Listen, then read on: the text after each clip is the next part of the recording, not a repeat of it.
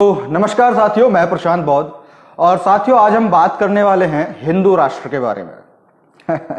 हिंदू राष्ट्र के बारे में बड़ा ताज्जुब होता है कि अभी हिंदू राष्ट्र बना भी नहीं है, सिर्फ केंद्र में भाजपा की सरकार है और कुछ राज्यों में भाजपा की सरकार है। उसके बावजूद आलम यह है कि इस देश की कानून व्यवस्था इतनी ठप कर दी गई है, इतनी कंट्रोल्ड कर दी गई है कि यदि कोई सिख व्यक्ति खालिस्तान की मांग करे वो देशद्रोही है, कोई मुस्लिम जो है इस्लामिक राष्ट्र की मांग करे वो देशद्रोही है। लेकिन हिंदू यदि हिंदू राष्ट्र की मांग करे, अब क्योंकि भाजपा भी हिंदुत्व को लेकर चलती है, तो कोई पुलिस किसी बाबा पर एक्शन नहीं लेती है। तो ये बड़े ताज्जुब की बात है। अभी आपने देखा होगा धीरेन्द्र शास्त्री, एक 27-28 साल का लड़का, और एक चाचा हमारे देवकी नंदन ठाकुर, ये बड़ा जो है जोर शोर लगाने में लगे हुए हैं कि हमको हिंदू राष्ट्र चाहिए, हमको हिंदू राष्ट्र चाहिए। अब धीरेन्द्र शास्त्री और देवकीनंदन ठाकुर से एक इंटरव्यू में पूछा भी गया, जो कि मैंने कल ही डाला था अपने पेज पे, आप जाकर उसको देख सकते हैं, कि भैया एक बात बताओ, तुम्हें हिंदू राष्ट्र चाहिए, क्यों चाहिए? अभी तुम्हें ऐसी कौन सी कमियां जो है वो दिखाई दे रही हैं, या कौन सी ऐसी चीज है जो तुम्हें नहीं मिल पा रही है आज के राष्ट्र में और तुमको हिंदू राष्ट्र में मिलेगी? इनसे ये बताया नहीं गया कि अब क्या नहीं मिल रहा और तब क्या मिलेगा, हमें क्या मिलेगा और देश के लोगों को क्या मिलेगा, बताया नहीं जा रहा। अब बताए कहां से? भैया कुछ पढ़े लिखे सीखे समझे समाज में जिए जाए हो तो कुछ पता हो, लेकिन क्या है कि हाँ धर्म है, भगवान है, ईश्वर है, ये है, ग्रंथ है, बस ये चाहिए। इनको मतलब नहीं शिक्षा से, इनको मतलब नहीं रोजगार से, इनको मतलब नहीं देश की ग्रोथ से, इनको मतलब नहीं देशवासियों की ग्रोथ से, इनको अपने से मतलब है। तो इनसे बताया नहीं गया। और बड़ा बेहतरीन चीज ये है कि धीरेन्द्र शास्त्री जब ये कहता है कि हमको हिंदू राष्ट्र चाहिए और तुम मेरा साथ दो, मैं तुम्हें हिंदू राष्ट्र दूंगा, अबे मतलब आज की क्या स्थिति बन गई है। और खास तौर से मैं जो बात करना चाहूंगा मेरे देश के SC ST OBC समाज के लोगों से, जो बेचारे मूर्ख या नादान या बेचारे जो है उसके चंगुल में फंसे हुए हैं और उसके साथ में जो है बोल रहे हैं कि अरे नहीं नहीं, हाँ हाँ हमें हिंदू राष्ट्र चाहिए, हम बाबा के साथ हैं। मैं उन लोगों से कहना चाहूंगा कि यार एक बात बताओ, हिंदू राष्ट्र यदि बन भी जाएगा तो तुमको क्या मिल जाएगा? तुमको अपनी आजीविका के लिए आज भी संघर्ष करना पड़ रहा है, सारे मौलिक अधिकार होने के बावजूद भी बहुत कठिन संघर्ष करना पड़ रहा है, और कल को भी संघर्ष करना पड़ेगा खुद से। और शायद उस समय पर आपके मौलिक अधिकार आपके पास में ना हो तो कोई कानून व्यवस्था नहीं रहेगी जहां पे आप जाकर के जो है शिकायत कर पाओगे। हाँ, किसी गांव में जो है ठाकुर बनिए या ब्राह्मण जो है वो होंगे, क्या बोलते हैं, प्रधान होंगे, और वहां पर जाकर आप अपनी समस्या का समाधान उनसे मांगोगे, और वो तो भाई अपने हिसाब से समाधान करेंगे। मान लिया किसी उच्च वर्ग के व्यक्ति ने आपके नीच वर्ग की के लड़की के साथ में या फिर परिवार के साथ में कुछ हादसा कर दिया, तो ब्राह्मण वर्ग क्या कहेगा?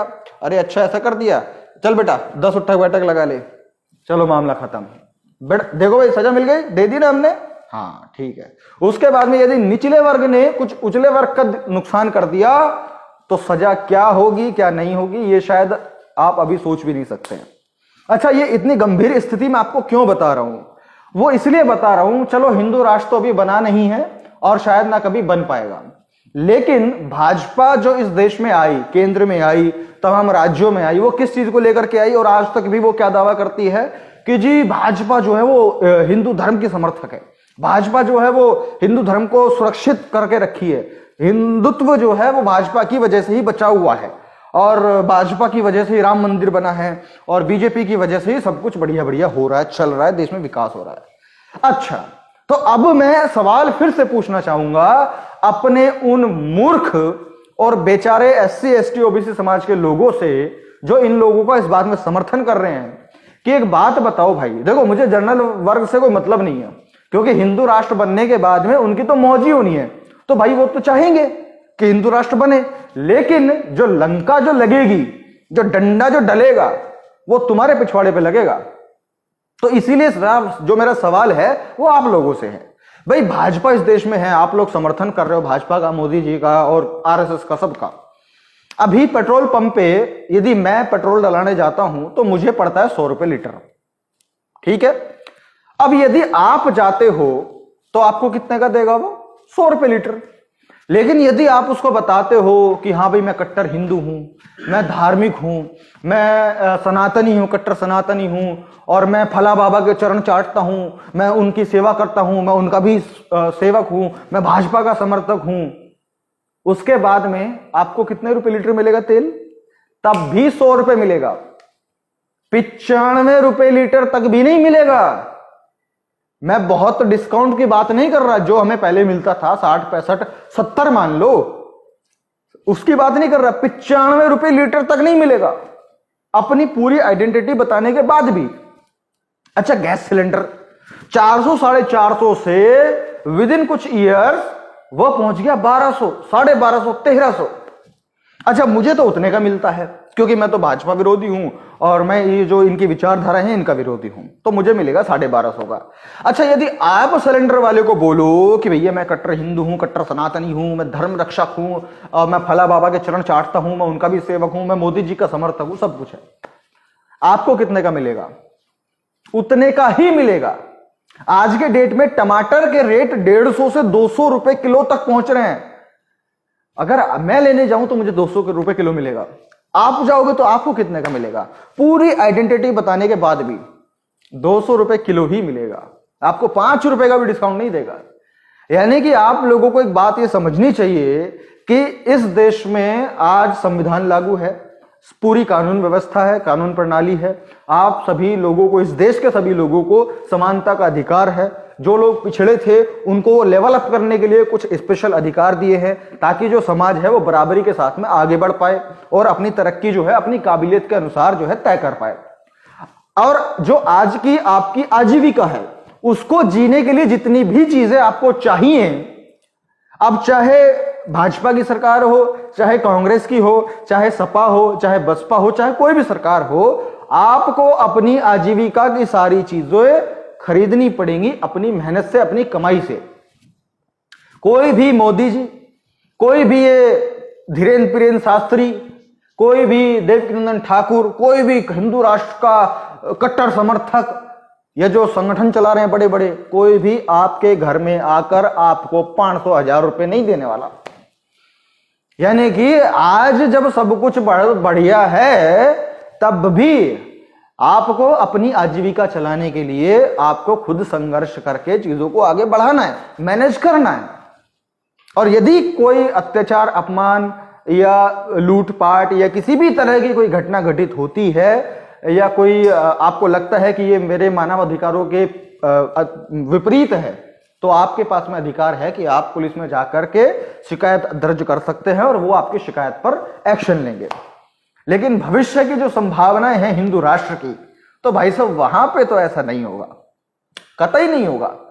अरे क्योंकि सोच के देखो, जब आज भाजपा मतलब संविधान के लागू होते हुए भाजपा सिर्फ शासन में है, वो शासन में होते हुए इतनी गुंडागर्दी हो रही है कि हिंदूवादी लोग जाते हैं किसी की भी दुकान में, वहां तोड़फोड़ कर देते हैं धर्म के नाम पर। और अभी कांवड़ी आपने देखे होंगे, कांवड़ी यात्रा देखी होगी, किस तरीके से जो है किस कोई मुस्लिम यदि दिख गया गाड़ी में तो उसकी कार पलट दी, तोड़ दी, फोड़ दी और कितने पथराव किए। उससे पहले नवमी की यात्रा थी, शोभा यात्रा थी, उसमें कितना पथराव, कितने दंगे हुए। और एक कोई राजा टी राजा करके कोई है, कितना गालियां जो है खुलेआम उस पर डीजे पर दिया, लेकिन एक्शन किसी ने कुछ नहीं लिया और ये चल रहा है। और ये तब है जब संविधान लागू है देश में, लेकिन लागू करने वाले लोग दूसरे जो है मामला गड़बड़ है। तो सोचिए, जब संविधान ही नहीं रहेगा, कानून व्यवस्था नहीं रहेगी, समानता का अधिकार नहीं रहेगा, आपके जो मानव अधिकार सुरक्षित हैं आज की इस डेट में वो नहीं रहेंगे, तो है मेरे SC ST OBC भाइयों, मतलब डॉक्टर अंबेडकर ने, ये जितने महापुरुषों ने जो संघर्ष करके, लड़के, अपमान सह करके, अपने बच्चों का बलिदान दे करके, अपना व्यक्तिगत निजी जीवन को पूरा न्यौछावर करके, जो तुम्हारे लिए संघर्ष करके आज ये मुकाम ला करके आपको दिया, आप उसकी ऐसी धज्जियां उड़ा रहे हो, ऐसी। और क्यों उड़ा रहे हो आप? क्योंकि आपको तैयार किया गया है सरकार के माध्यम से कि भाई प्राइवेट में ये पढ़ नहीं पाएंगे, सरकारी में एजुकेशन हम देंगे नहीं, तो रह गया क्या? अनपढ़, अशिक्षित, उसके अंदर कॉन्फिडेंस नहीं, मोटिवेशन नहीं, उस अब खुशी, सेटिस्फैक्शन हर आदमी का एक जोनर होता है कि भाई हाँ मुझे यहां से खुशी मिलती है, हाँ मुझे यहां से संतुष्टि मिलती है। तो अब जब देश के लोग, SC ST OBC समाज के लोग शिक्षित नहीं है, कुछ ज्यादा चीजों को जानते नहीं है क्योंकि एक्सप्लोर नहीं किया है, तो उनकी जो सेटिस्फेक्शन लेने की या वो कहते हैं ना आत्म शांति लेने की, उनका जो तरीका है वो वही है जो पुराना था। हे ईश्वर, हे भगवान, और कभी कांवड़ ला करके शांति मिल रही है, कभी कुछ ला करके मिल रही है। लोग कहते हैं पॉजिटिव एनर्जी, इससे पॉजिटिव वाइब आती है। अरे वो तो आपके ऊपर डिपेंड है भाई कि आप किस चीज को लेकर के क्या सोचते हो और आपको वहां पर पॉजिटिव वाइब मिलती है।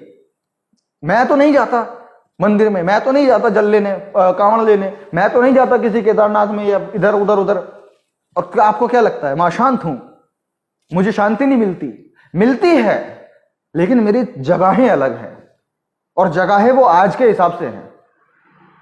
तो आप लोगों को तैयार किया गया है प्रॉपर एजुकेशन ना दे करके, आपको ज्यादा एक्सप्लोरेशन ना करवा, मतलब जो एक्सप्लोरेशन आप कर सकते थे उसको कंट्रोल करके, महंगाई बढ़ा करके आपको कंट्रोल किया गया है। और आज स्थिति ये हो चुकी है कि इस देश के लोग इतने हताश, निराश, परेशान हो चुके हैं, उनके दिमाग में ये बैठा दिया है कि संविधान से देखो तुम्हारा क्या भला हुआ, क्या भला हुआ, तुमको अपराधी को सजा नहीं मिल रही है और सब खुले घूम रहे हैं, देखो क्या हुआ संविधान के राज में। हाँ, हिंदू राष्ट्र यदि बनेगा तो हिंदू राष्ट्र में आप सुरक्षित रहेंगे, धर्म आगे बढ़ेगा, बाबा आगे बढ़ेंगे और कट्टर सनातन धर्म जो है पूरे विश्व में फैलेगा। आप सोच करके तो देखिए, विचार तो कीजिए कि आप किन बातों पर विश्वास कर रहे हो। मतलब हिंदू राष्ट्र बन जाएगा तो सनातन विश्व में फैलेगा। अरे तुम अपनी मट्टी पलीत खुद करते हो भाई, तो तुम हिंदू राष्ट्र भी बना लो, कुछ भी कर लो, तुम पहले भी हग रहे थे, आज भी हग रहे हो, कल को भी हगोगे। परिवर्तन व्यवस्था में लाना है, वो तुम्हें ही अपनी में लाना पड़ेगा। तुम टोने टोटके तंत्र मंत्र उपाय बता रहे हो कि पैसा कमाने के लिए नौकरी करने की जरूरत नहीं है, ये टोटके कर लो पैसा आ जाएगा। कर्जा नहीं उतर रहा, मेहनत करके पैसा कमा के पैसा वापस भेज दो। आप एक काम करो, ये कर लो, वो कर लो, कर्ज उतर जाएगा। कौन से देश की बातें बता रहे हो भाई? तुम भारत में रह रहे हो, इसी ग्रह पे हो, बता रहे हो और सोच रहे हो कि इन सब चीजों से इन्फ्लुएंस होंगे बाकी बाहर के लोग। अरे थूकेंगे तुम्हारे मुंह पे, थूकेंगे, लेकिन चल रहा है, चल रहा है, चल रहा है। अब देखो, बातें बहुत सारी हैं, चीजें बहुत सारी हैं, और मैं आपको एक बात और बताना चाहूंगा कि ये जितने भी बाबा लोग हिंदू राष्ट्र की बात कर रहे हैं, अगर इनसे कह दिया जाए ना कि भाई हिंदू राष्ट्र का संविधान कैसा होगा या हिंदू राष्ट्र पे क्या क्या कानून किस किस के लिए क्या क्या उपयोगी होंगे, क्या होंगे, इन सारे बाबाओं की रहट बाहर आ जाएगी। सारे बाबाओं के, चाहे वो देवीनंदन ठाकुर हो, चाहे वो धीरेन्द्र शास्त्री हो। क्यों आ जाएगी? धीरेन्द्र शास्त्री खुद कहता है मैं तो भैया अंगूठा टेकूं, मैं तो नहीं पढ़ा। अब जब तू पढ़ा ही नहीं है तो तू लिखेगा कैसे? जब तूने हिंदू धर्म सनातन ये वो अगड़म झगड़म 27-28 साल का लौंडा, तूने अपने 1-2 शहर से ज्यादा कुछ देखा नहीं है, तो क्या लिखेगा भाई कि बस हाँ धार्मिक है, ये होना चाहिए, वो होना चाहिए, जहां मुस्लिम है मुस्लिम वहीं रहेंगे, जो स्थिति है वो वहीं रहेगी, जैसा आज चल रहा है वैसा ही चलता रहेगा, बस नाम बदल जाएगा हिंदू राष्ट्र। मतलब तुम्हारी औकात नहीं है चीजों को नेक्स्ट तरीके से डिफाइन करने की, या फिर जो अधिकार लोगों को तुम देना चाहते हो उनको बताने की। तो ये बोल दिया कि जो है जैसा है वैसा ही रहेगा, हाँ सेकुलर रहेगा, सब देश सब धर्म के लोग रह सकते हैं, लेकिन राष्ट्र हमको हिंदू चाहिए। तो एक बात सुन लो मेरे भाइयों, जितने भी इस देश के SC ST OBC, जनरल वर्ग को मैं नहीं बोलूंगा भाई, उनको तो मजे मिलेंगे, उनको फिर वो तो चाहेंगे कि बने। मैं बात करना चाहता हूं अपने SC ST OBC भाइयों से कि आपका जो विचार है वो ठीक है, रखिए, उसमें कोई दिक्कत नहीं है, लेकिन मैं बस आपको 2-3 नाम बता देना चाहता हूं। ज्योतिबा फूले, ठीक है, पेरियार, कांशीराम जी, डॉक्टर अंबेडकर, ये इन 4-5 लोगों का थोड़ा इतिहास पढ़ लीजिए, क्योंकि ये वो लोग हैं जिन्होंने संघर्ष किया है अपने एक व्यक्तिगत क्षेत्र में। ज्योतिबा फूले ने शिक्षा को लेकर के आगे बढ़ाया, पेरियार जी ने जो अंधभक्ति, पाखंड, से लोग ग्रसित थे, दिमाग संकुचित हो रखा था, उस पर काम किया। डॉक्टर अंबेडकर ने सामाजिक जो कुरीतियां थीं उनसे उन लोगों को अवगत कराया, और जो इस देश के जो तमाम लोग हैं उन सभी लोगों को मानवाधिकार जो है वो संविधान के रूप से देने का काम किया। पूरे विश्व के सबसे ज्यादा शिक्षित व्यक्ति वो रहे हैं। उसके बाद में कांशीराम जी ने, जो कि एक विश्व प्रख्यात अंबेडकर थे और जिसको इतिहास के माध्यम से दबाने का पूरा प्रयास किया गया, कांशीराम जी ने साइकिल पर घूम घूम कर पूरे देश के लोगों में डॉक्टर अंबेडकर की नाम की क्रांति लेकर आई। अगर आज आप और मैं डॉक्टर अंबेडकर के बारे में जानते हैं तो वो सिर्फ और सिर्फ देन है कांशीराम जी की। तो आप इन लोगों का थोड़ा इतिहास पढ़िए, अपना इतिहास पढ़िए, बहुजन समाज का इतिहास पढ़िए, दलितों का इतिहास पढ़िए कि भाई साहब पहले स्थिति क्या थी। और पहले वो हिंदू राष्ट्र ही था, क्योंकि शासन इन्हीं का था, ब्राह्मणों का। तो पहले हिंदू राष्ट्र था, उससे बदल करके जो है फिर ये संविधान लागू हुआ और ये हमारा देश इंडिया बना, भारत बना। अब उसके बाद में भी, क्योंकि हमारे समाज के लोगों के पास में संसाधन पहले से ही कम थे, और जैसे ही हम डेवलप होने लगे, चाहे वो आरक्षण की वजह से चाहे किसी भी वजह से, तो इनको चुभने लगा। और कितना चुभते हैं इनको आप देखते होंगे सोशल मीडिया पे खूब, कि आए दिन ये आरक्षण को कोसते रहेंगे, गाली बकते रहेंगे, ये कहते रहेंगे, वो कहते रहेंगे। तो वो चुभने लगे, और जब इनको लगा कि यार मामला पीक पे जा रहा है, ये तो निकलते जा रहे हैं, और कल को यार जो हमारे चरणों में रहते थे वो साले हमारे सर पे चढ़ के मूतेंगे, तो एक काम करो, इनको ऐसा बनाओ।